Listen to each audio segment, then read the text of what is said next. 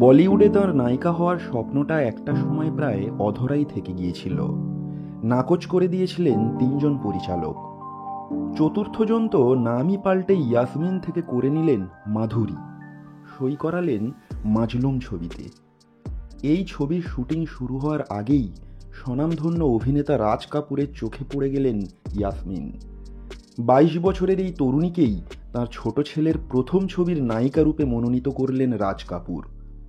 ইয়াসমিন থেকে পাল্টে নবাগতার নতুন নাম দিলেন মন্দাকিনী। 1985-তে মুক্তি পেল কালজয়ী ছবি রাম তেরি গঙ্গা মাইলি। নায়ক রাজীব কাপুর এবং নায়িকা মন্দাকিনী। বাণিজ্যিকভাবে অত্যন্ত সফল হওয়ার পাশাপাশি মন্দাকিনীর অভিনয়ও মুগ্ধ করেছিল দর্শকদের।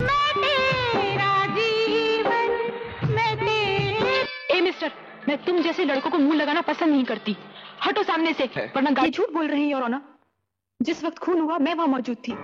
अगर मैं तुम्हें ड्रिंक दे भी दूं तो क्या वो राधा को मारना छोड़ देगा? 1963 30 জুলাই উত্তরপ্রদেশের মিরাটের একটি অ্যাংলো ইন্ডিয়ান পরিবারে জন্ম হয় মন্দাকিনীর। প্রকৃত নাম ইয়াসমিন জোসেফ।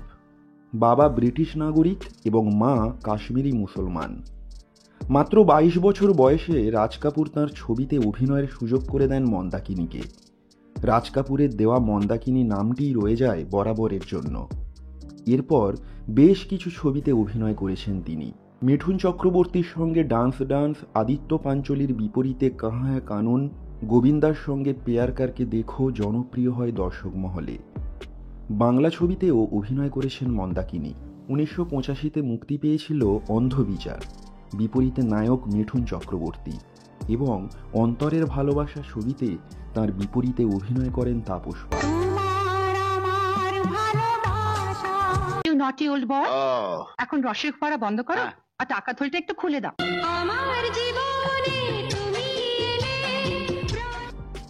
1989-এর পর থেকে মন্দাকিনী ধীরে ধীরে মিলিয়ে যান বলিউড থেকে। ছবিতে অভিনয় করা বন্ধ করে দেন। ইন্ডাস্ট্রি থেকে মিলিয়ে গেলেও মন্দাকিনীকে এবার দেখা যেতে লাগলো দাউদ ইব্রাহিমের পাশে। ডনের পাশে মন্দাকিনীর ছবি এলো প্রকাশ্যে।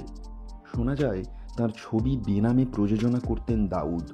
ডনের সঙ্গে থাকতে মন্দাকিনী দুবাইও গিয়েছিল বলে শোনা যায়, যদিও দাউদের সঙ্গে ব্যক্তিগত সম্পর্কের কথা বরাবরই অস্বীকার করেছেন তিনি।